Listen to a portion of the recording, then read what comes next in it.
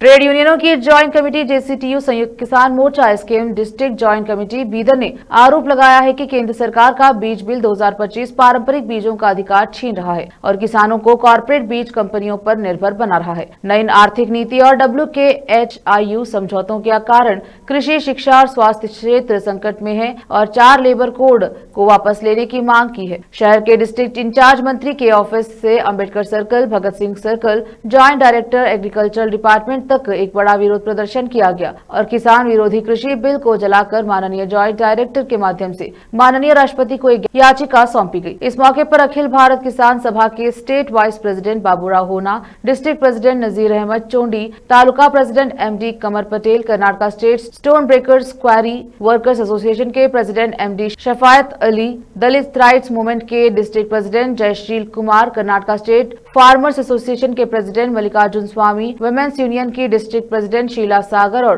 दूसरे लोग मौजूद रहे। केपी न्यूज के कैमरामैन महेश टिके का कवरेज। ಬೆಳಕಟ್ಟಿ ಕೂಡ ಔಷಧಿ ರೂಪದಲ್ಲಿ ಇತ್ತು. ಈಗ ಅಮೆರಿಕನ್ ಕೆಲವು ಕಂಪನಿಗಳು ಇಂಥ ನಮ್ಮಲ್ಲಿ ಇದ್ದಂತ ನೈಸರ್ಗಿಕವಾಗಿ ನಮ್ಮ ರೈತರಿಗೆ ಬೆಳೆಸಿದಂತ ಅರಿಶಿಣಾಗ್ಲಿ, ಅಲ್ಲ ಆಗ್ಲಿ, ಬೆಳ್ಳುಳ್ಳಿ ಆಗ್ಲಿ ಅಥವಾ ಬೇರೆ ಬೇರೆ ಔಷಧಿ ಗುಣ ಇದ್ದಂತ ಸಸ್ಯಗಳವ, ಆ ಸಸ್ಯಗಳು ಕೂಡ ಬಾಡಿಗೆ ಕೊಡ್ಬೇಕಂತ ನಿರ್ಧಾರ ಮಾಡಿದ್ದಾರೆ. ಇವತ್ತು ನಾವು ಬಾಸ್ಮತಿ ಅಕ್ಕಿ ಊಟ ಮಾಡ್ತೇವೆ.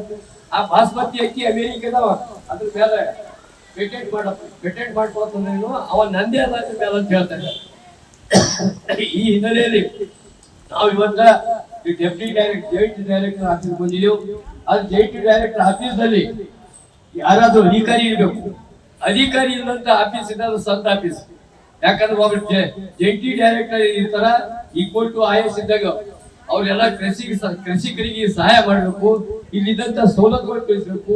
ವಿನಾ ಬಾಂಡವಾಳ ಜನ ಇದ್ದಂತ ಅವ್ರಿಗೆ ಸಪೋರ್ಟಿಂಗ್ ಆದಂತ ಫರ್ಟಿಲೈಸರ್ ಆಗಲಿ, ಅವ್ರಿಗೆ ಸಪೋರ್ಟಿಂಗ್ ಆದಂತ ಇನ್ಸೆಕ್ಟಿಸೈಡ್ ಆಗಲಿ ಅದು ಮಾರಾಟ ಮಾಡೋದಕ್ಕೆ ನಾವು ವಿರೋಧ ಮಾಡಬೇಕು ತಿಳಿಸ್ಬೇಕು. ಅಲ್ಲೇ ಫರ್ಟಿಲೈಸರ್ ನಲ್ಲಿ ಏನು ಸರ್ಕಾರ ಸಬ್ಸಿಡಿ ಕೊಡ್ತದ, ಆ ಸಬ್ಸಿಡಿ ರೈತರಿಗೆ ಬರ್ತಾ ಇಲ್ಲ, ಅದು ಹೋಗತ್ತ ಕಂಪ್ನಿ ಮಾಲಕ್ಕೆ. ಹೀಗಾಗಿ ನಮ್ಮ ದೇಶದಲ್ಲಿ ಮಲ್ಟಿ ನ್ಯಾಷನಲ್ ಕಂಪ್ನಿಗಳು, ದೊಡ್ಡ ದೊಡ್ಡ ಕಂಪ್ನಿಗಳು ಏನು ಬಂದವ, ಆ ಕಂಪ್ನಿಗಳು ಇವತ್ತು ಭಾರತ ತುಂಬಾ ಬರ್ತೇವೆ. ನಮ್ಮ ಬೀದರ್ ಜಿಲ್ಲೆದಲ್ಲಿ ಎಲ್ಲಕ್ಕೆ ದೊಡ್ಡ ಕಂಪ್ನಿ ಯಾವ್ದ್ರಿ? ನಮ್ಮ ಬೀದರ್ ಜಿಲ್ಲೆದಲ್ಲಿ ನಿಮ್ಗೆಲ್ಲ ಗೊತ್ತಿರ್ಬೇಕು. ಇನ್ನೊಂದು ಸ್ವಲ್ಪ ಮನಿ ನಿಮ್ಗೆ ಗ್ಯಾಸ್ ಸಪ್ಲೈ ಮಾಡ್ತೇವೆ ಅಂತ ಹೇಳ್ತಾರೆ.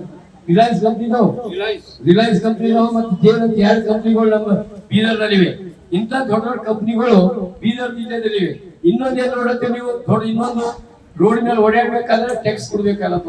ಅಂದ್ರೆ ಭಾರತದ ಸರ್ಕಾರ, ಕೇಂದ್ರ ಸರ್ಕಾರ, ಇದು ಮನಮೋಹನ್ ಸಿಂಗ್ ಸರ್ಕಾರ ಆಗ್ಲಿ, ನರೇಂದ್ರ ಮೋದಿ ಸರ್ಕಾರ ಆಗ್ಲಿ, ಎಲ್ಲಿಯಾದ್ರೂ ಹೋದ್ರ ನಾವು ರೊಕ್ಕ ಕೊಟ್ಟೆ ಹೋಗ್ಬೇಕಾಗತ್ತದ. ಅದ್ರ ಸಲುವಾಗಿ ಇವತ್ತ ನಮ್ಮ ದೇಶದಲ್ಲಿದ್ದಂತ 140 ಕೋಟಿ ಜನ ಏನಿದ್ದಾರ, ಈ 40 ಕೋಟಿ ಜನರಿಗೆ ಗಿರ್ವಿ ಪ್ರಯತ್ನ ಮಾಡಂತ ನರೇಂದ್ರ ಮೋದಿ ಸರ್ಕಾರ ನಾವು ಧಿಕ್ಕಾರ ಹಾಕ್ಬೇಕು.